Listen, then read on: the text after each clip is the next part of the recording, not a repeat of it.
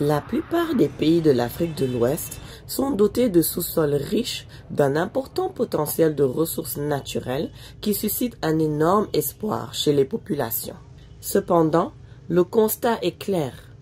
Pas ou très peu de dispositions prenant en compte le genre ont été prévues par les textes d'application régissant les fonds provenant du secteur extractif.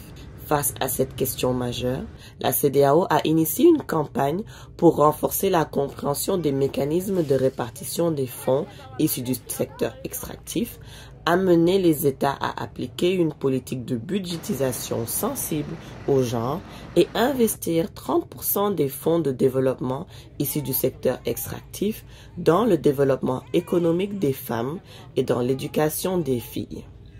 Pour ce faire, la CEDEAO, renforcée de ses partenaires, a lancé une campagne stratégique et de plaidoyer au niveau des États membres de l'organisation ainsi que des institutions régionales et internationales.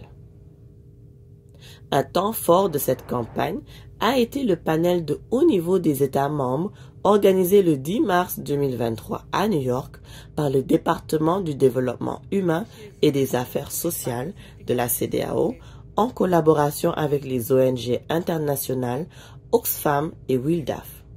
Ce panel s'est tenu en marge de la 67e Commission des Nations Unies pour la condition de la femme, CSW 67.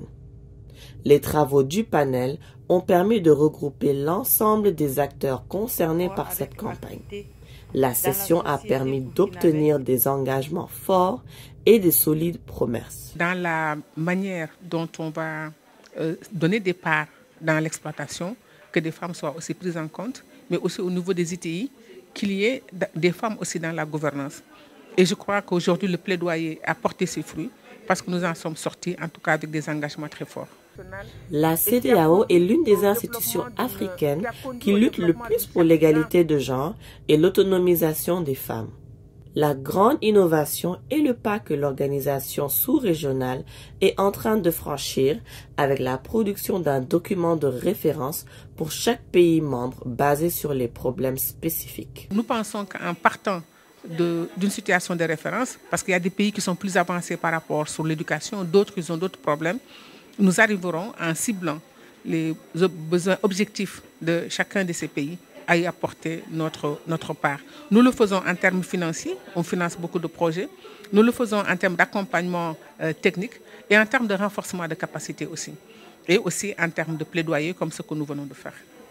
Et justement, ce plaidoyer en marge de la CSW 67 a servi d'avancer dans la stratégie de la CEDEAO d'apporter les modifications et innovations nécessaires dans le statu quo des rapports entre les compagnies minières, les lois et règlements et l'égalité de genre. Nous allons travailler pour les générations à venir aussi. Dans le court terme, effectivement, c'est faire en sorte que les ressources aussi profitent aux femmes et aux filles.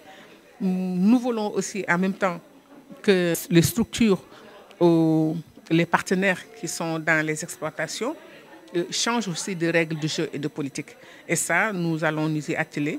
Et enfin, que les États aussi veillent à tout cela, à l'application des politiques et des engagements des uns et des autres.